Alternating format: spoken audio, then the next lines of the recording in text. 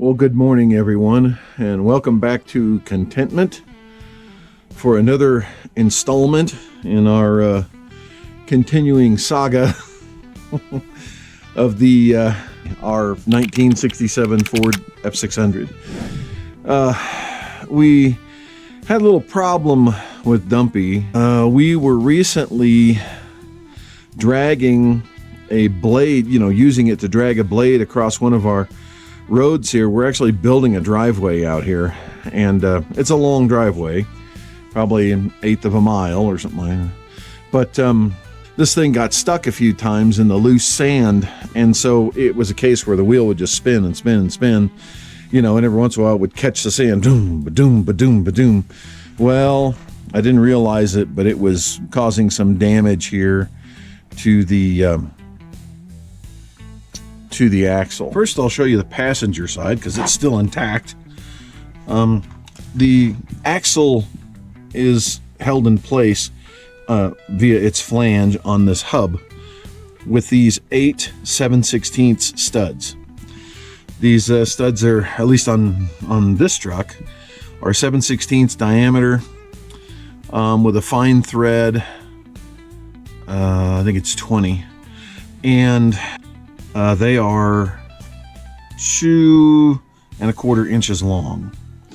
So what happened was, I guess we were, spinning the wheel so much that so much torque, forced on these hubs that it literally snapped 5 of these 8 studs. Here's the hub. This has already been fixed, so I can't show you the damage, but I can describe it for you. When I looked at it and pulled it off, right around these studs, the threaded opening here for the studs was wallowed out, sort of in an oval shape, and many of the threads down below, the outer threads here, were gone.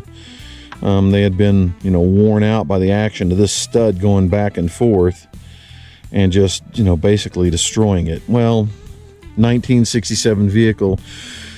You cannot get these these hubs anymore. But what the local machinist was able to do for me, and he says he's done this on, large snowplow, trucks and things like that have experienced the same problem. And, by the way, on those snowplows, these trucks are enormous, and their studs are bigger. Their axle shaft studs, flange studs, are larger than these lugs. What he does, he drilled them out a little bit, and then he pressed in a bushing that only allows about 1/1000th or 2 clearance for this, for the new studs to go in. And then we put in some new ARP studs. I think these things have something like 12,000 pounds of strength or something like that. I mean, they're really, really good studs. A little bit longer, but that's all we could find. And then he helicoiled many of these back in with that bushing. And then, as you can see, he cleaned up around the bushings. I hope the camera shows the little edge of that bushing. But that's the fix for something like this. Cost for this was about a week's wages, just so you know. And yeah, another thing he did was he faced the inside of the axle shaft flange, just to make sure we get good, contact going forward.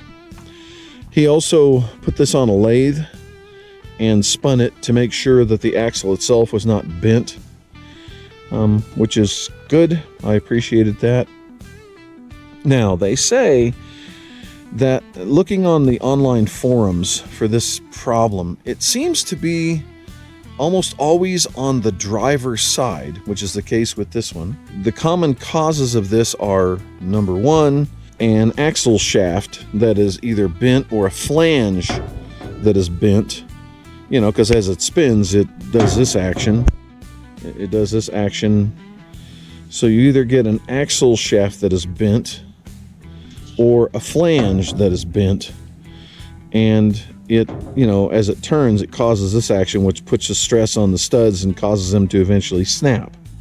Another problem that they say causes this is that the hub is not tightened down on the spindle properly, and that the bearings are loose or really worn, and it causes the same kind of condition, which can do that. In my case, I guess it was just that spinning in the sand, you know, boom, boom, boom, boom, boom, like that caused this. And you know, in the prior videos where we did the rear end on this, I never checked. I never really looked at the hub here to inspect and see what kind of condition it was in, but, well, hello, kitty cat. But, kitty cat's out mousing this morning, and so far not having any luck. But, yeah, so hopefully we've got this thing fixed, and it won't give us any more trouble, but, and won't snap any more studs. So, oh, the other thing is that, you know, when the studs snapped, we lost a lot of what they call cone washers. You know, they disappeared along with half of the studs, you know, where they snapped. These things are hard to find. They're also known as a Euclid wedge, and the only ones I could find that matched the size did not have a relief cut in them like this. So the machinist had to get a die grinder and grind a relief cut into each of these so that we have them. As they go into this flange, as you tighten it down, it's got to squeeze that together and provide a nice, you know, nice seat. So anyway, so I found some, but they didn't have the relief cut in them, and so he cut those. And then I also followed up with some grade 8 nuts and washers, lock washers. So hopefully going forward we'll have no problem. Now these should be torqued. I asked him, you know, when I picked this up, should I torque these in first? And he said, no, just make sure they're good and snug. I mean, as we've already done that for you. But he said, go ahead and torque the nuts to 60 foot-pounds or 60 pound-feet. Then I'm also going to show you a process that I omitted on one of our previous videos where we put the hub on. When we put the new bearings on, I, for whatever reason, didn't get it on camera, but I'll show you how we tightened down this hub when we installed. So I went looking for replacement gaskets for this thing, and I found some online. They were old Ford, new old stock stuff sitting in a nasty package, and he wanted some ridiculous amount of money for these cardboard things. So I just bought some gasket material and am making my own. But in this process, I thought about something. This here, and I don't know if you've seen the prior video when we did the rear end, replaced the bearings, and switched this from a greased bearing situation into the original oil bath bearing situation. But these were originally attached between the hub and the axle shaft flange, and you know, just went on like that. But I'm looking at this, and I noticed that the holes, then, well, not quite a bit, but a little bit bigger than the studs.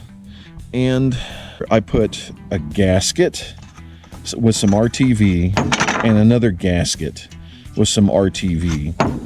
And I can't help but think that maybe this might have, having this in there might have contributed to it. I didn't know whether, you know, a steel you know, support like this needed to be in there or not. I have since learned that that's not necessary. So I'm going to get rid of that. See, this was the original, this had original grease seal in it, and I just cut it out and put the flange back on, you know, put this metal retainer back on, not realizing that it didn't need to go. So I can't help but think between that and the RTV, a little bit of movement, it might have contributed to this problem. So anyway, I'll finish cutting out these gaskets, and we'll get this thing put back together. Okay, let's talk about some of the tools you're going to need to do this job to begin with. Probably should have talked about that the first of the video. You will want a spindle nut socket. An impact style socket with a 3/4 inch drive. 1.5 refers to this nut. 13/16 refers to the square that's inside there. This lug nut goes on the outer wheel, as you probably know. This one holds the inner wheel in. And so that square drive in there is to go over that square so you can torque those in. So having one of these is awesome. Highly recommend it. 3/4 inch, drive wrench, and a 3/4 inch 3/4 inch extension. Some molybdenum grease, 80/90 gear oil you're gonna need. And then here are our nuts. This is the first nut to go on. This is, see the little dowel on it? That's your spindle nut. That goes against the front bearing. Then, see that little key on this washer, the thrust washer? That lines up with the key there on the spindle. And then also, it has holes in it to where that washer should line up with the dowel on the nut. Then on top of that, you'll have your final nut. Make sure the pretty side, you don't want this boogered up side, in case you have one that's boogered up. Always, it helps a little bit to oil these two before you stick them in, just to make the spinning easier and the way that they lay against each other nicer. And so here we go. We'll just start with the first. We'll put that in. Spin it on. Now, here are the rules. If you're going back with your existing bearings, you're not replacing the bearings or races or anything like that. You are going to hand tighten this nut. You're not going to torque it. Now, let's hand tighten it using the spindle socket. And make sure, by the way, make sure this is clean. Okay, you're going to hand tighten it with this. That will snug this whole thing together nicely, the way it should be. Okay. And then, now see, I don't have my hands here. You want the wheels to be on this hub when you do this, because that allows you to spin it. I can tell this is not tight yet. Yeah, see, it's got a way to go. Now, where it stopped, that's where I stopped. That's hand tight. As I said, ideally, you want to spin this thing. Try it again. Yeah, it moved a little more. Let's see, do it again. And a little more. That's pretty good. What you want to avoid is the hub wiggling around on that spindle. If you're putting in new bearings, you will torque this nut to 200 pound-feet. Then you will back it off a full turn. We'll do it, you tighten it again, and you will torque it to 50 pounds, and you'll leave it. These bearings are pretty new. They haven't even broken in yet. So I'm going to show you how I did that process originally, and I'll probably just leave it torqued to the... Go on, Cat. Get out of here, please. These still being new bearings, I'll go ahead and retorque them to that 200 and then back it off and go to 50. This video is about doing this the wrong way using the wrong tools. I'm in the middle of nowhere. I have a 100-pound torque wrench. I do not have a torque wrench that will record 300 pounds or whatever they call a force multiplier. Of course, I have a force multiplier. I just can't measure anything with it. But I've got to get this torqued, right? And I'll put on this spindle nut. Torque is measured the amount of force needed to turn that nut 1 foot away from the center of it. 100 foot-pounds of torque would be 100 pounds applied 1 feet away from the center. 200 pounds of force would be 100 pounds 2 feet away from the center. So I use a cheater bar. 2 feet is where my hand is, and about half my body weight. This thing's still spinning. Oh, it doesn't want to, does it? Again, spin it. Half my body weight. That's probably it right there. Okay, now, again, make sure it spins. Back it off a full turn. Oh, goodness, can't do it without the bar. Come on. Would you come on? Oh, goodness. Whew. There's our full turn.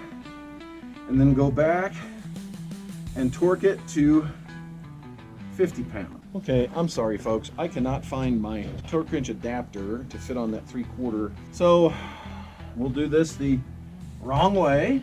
50 pounds is about 1/4 of my body weight, 1 foot away from the center. Just make sure you got freedom of movement. You want those you want those cages, those bearing cages and bearings. Okay, again, the key for the dowel washer needs to slide into that. That nut back there in the back, you may have to turn it just a slight bit either way, even after you've torqued it, because you see it also has to line up with that dowel as well as the key. The last nut, and again, as I said, if you got a side that's all boogered up, put that on the outside, not the inside. That's clean, you see. It makes tightening these nuts against one another a little easier. Then this gets tightened to 300 foot-pounds. That's 100 pounds applied 3 feet away from the center. So we're done torquing. As you can see, I can still spin the hub freely. And I mean, once you had tires on here, it'd spin freely forever. Now, the next thing I want to do is go ahead and put the axle shaft on. Then I'll put the wheels on. Just make sure when you're doing this work, you keep everything as clean as you possibly can. So I've got some black RTV silicone that I'm just going to put right around the insides of these studs and then in between as well. I'll do something similar on the axle flange, and then I'll put the gasket that I cut in between those layers of RTV. You can see what I did there. You don't need gobs of this stuff. This is a machine surface, so you should have plenty of RTV on there. Just a little dab would do you. So make sure you get in front of the studs like I've done here, so that oil doesn't get to them. So there we are. Now let's get it on.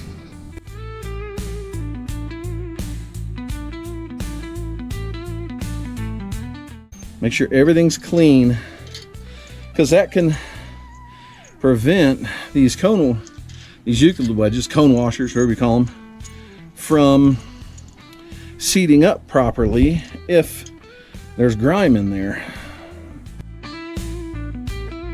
Let's get these things in here, and then let's get some lock washers and nuts. I'm using all grade 8 or better stuff here. Okay, there they are torqued. As you can see, the Euclid wedge still sits a little proud.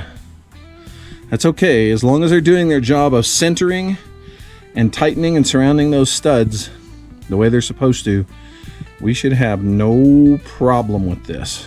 I was gonna say, we're still spinning. Wait a minute. Oh, yeah, we can't spin anymore because we got the axle in now. I'm gonna clean up these surfaces first, maybe put a coat of paint on them. I've heard different things about lugs, lug nuts. I've heard you should never grease or oil them. I've heard you should, because it helps them go on easier and snug up better. I just put a little WD-40 on the threads. And remember, this is the driver's side, so we have a left-hand tightening thread on this one and on the final lug nut. Okay, the book says lug nuts need to be tightened between 400 and 500 foot-pounds. Using my handy-dandy force multiplier up there, I got these as snug as I can. And now the outer wheel goes on, same thing. Okay, well, there we go. Notice the wheel will still turn. I gotta clean all this oil up. If there are any leaks, I want to know it, and I won't be able to know it if there's already a bunch of oil on here. So clean this up, get it painted, put it on the ground, fill the differential with some more oil, and then tilt the truck so I can get oil to pour into this cavity here. And hopefully that's fixed. So now I'm going to fill that spindle that we just put back on that hub with oil from the differential. First thing we got to do is take this off and make sure we've topped off the differential fluid. Okay, and so according to this, we haven't lost any hub oil because I got stuff pouring out. Maybe it was overfilled last time. But we'll close it back up and I'll show you what we do next. Okay, so as you can tell, we got her jacked up about 8 inches, and oil should be pouring into that hub, and then we'll give it a minute because that oil's kind of viscous. We'll set it back down. We should be good to go. Oh yeah, one other thing we did was replace the fuel pump. For some reason or another, it started draining fuel back into the line. It wouldn't hold it. We thought it was draining out of the float bowl on the carburetor, but it wasn't. And I noticed it would stick also. You know, I'd prime it to start it up, and I have to tap on that thing to get it to start pumping. So I just went ahead and replaced it too. Dumpy has a rebuilt 330 cubic inch, what do they call it, Y block or FE or FT, I can't remember, engine with an oil bath air cleaner. And I think that's an 1100 Autolite carburetor, but I'd love to switch that out for fuel injection someday, because this thing's pretty cold. Even in warm weather, it's pretty cold to start, so it takes a little work. But boy, once it's run, it runs beautifully. It smokes a little bit because right after they did the rebuild, this thing sat for like 15 years not run, and so the valve seals, the rubber valve seals in there have probably just, you know, hardened and cracked and whatever, and so the thing smokes a little bit. I compensate for it by putting a little bit of oil conditioner. All right, let's see what we got.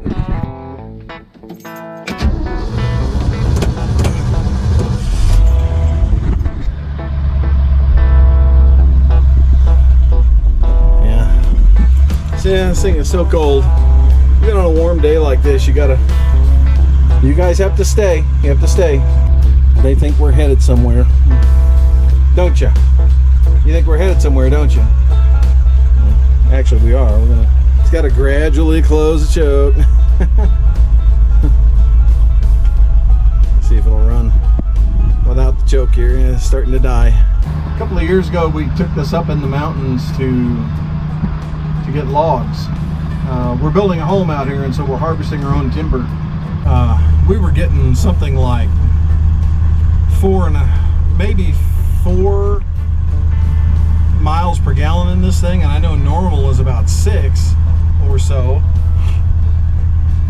And I wondered why, until one day when I checked all the air pressure and all the tires, and every tire was down to 10 pounds. So I aired them all up. Now we're getting almost 8 miles per gallon in this thing, which is pretty good for this. So, but it's a good truck. I mean, we're happy to have it. It's a great tool to have, and it's not much to look at, but it performs a service out here for us. So, all right, let's run this thing out and see what we get. Okay, so we got a bolt put back in. It's actually a larger bolt than was originally in there. Another case of, just like with the spring perches, had the wrong size bolt in here for this. I don't know, must have been apart before, but both bolts were loose that hold on this steering gearbox. So was that one, and that looks like a smaller bolt too. I don't know, but after getting that bolted back on properly, I tried to adjust the steering box, and the way you do that is on the side of the steering box there's a 3/4 inch nut, and inside of it is like a stud with a slot for a screwdriver. And the idea is you loosen the 3/4 nut, and then you gently tighten down that stud until it sort of bottoms out. You don't want to do it too hard, but what that does is it sort of resets the little gear in there and sort of moves it closer, but it's already bottomed out, so I can't adjust it any further. The steering's not bad now that the box is back on straight. I don't have to turn any more than, say, about 1/8 of a turn on the wheel now in order to move the truck. So that's safe. That's good. I can't imagine how or why, except unless it's related to that spring, you know, that cracked spring that caused it. I don't know what's going on there, but I'm glad for safety's sake we got that put back on. it seems to be running, operating normally now. So I'm going to go into town, driving into town, get some gas. I'd like to thank you all for watching. But oh, and by the way, we'll rebuild that steering gearbox in a future video someday. But I'd like to thank you for following along. If there are any questions, suggestions for how I can do things better, tomatoes to throw at me, whatever, please feel free to make a comment, and we'll see you on the next one. Thank you.